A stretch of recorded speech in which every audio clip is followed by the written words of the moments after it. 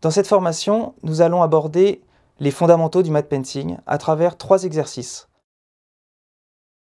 Pour étalonner, on va commencer par travailler sur le côté coucher de soleil, faible luminosité du premier plan qui sera en contre-jour.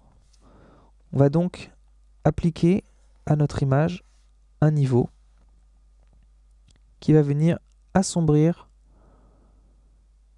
le premier plan.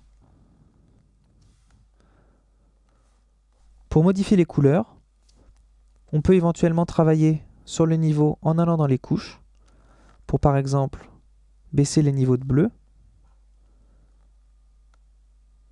et retrouver du magenta en jouant sur les niveaux de vert.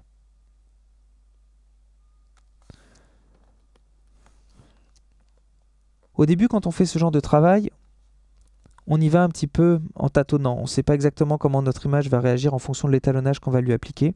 Donc il faut essayer certaines choses. Et dans un premier temps, on va faire un étalonnage un petit peu général sur l'image. On ne va pas vraiment tenir compte des hautes lumières, des basses lumières, des ombres, etc. On va juste essayer de mélanger un petit peu ce qu'on a jusqu'à présent, de façon à ce que ça semble un petit peu naturel.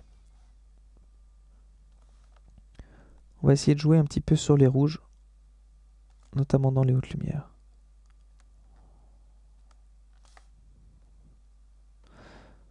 Pour étalonner au niveau des couleurs, on peut aussi essayer d'utiliser le color balance qu'on vient placer dans le groupe.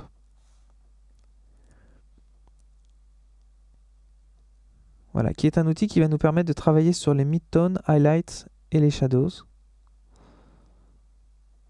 Et qui nous emmène par exemple, ici, dans quelque chose de très rouge, magenta, qui donne tout de suite un style particulier à notre image.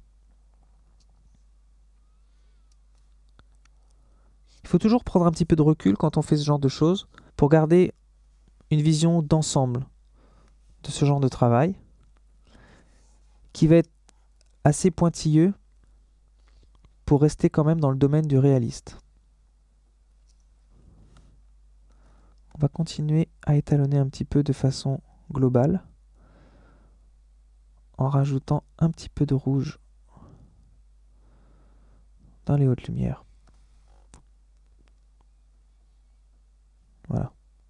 Je vous rappelle qu'on part de cette image à l'origine, donc on est déjà très très loin de ce qu'on avait au départ.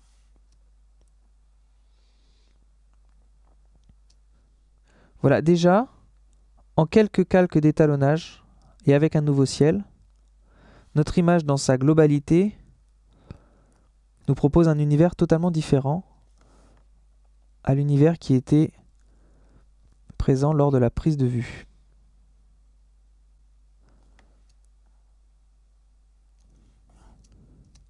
La première phase d'étalonnage terminée, on va pouvoir commencer à travailler dans le détail et à venir travailler couche par couche les hautes lumières, les basses lumières, travailler la luminosité, recréer un soleil, teinter les hautes lumières pour qu'elles prennent la couleur du soleil couchant et travailler ensuite sur des effets de lumière comme des aberrations chromatiques ou des lens flares.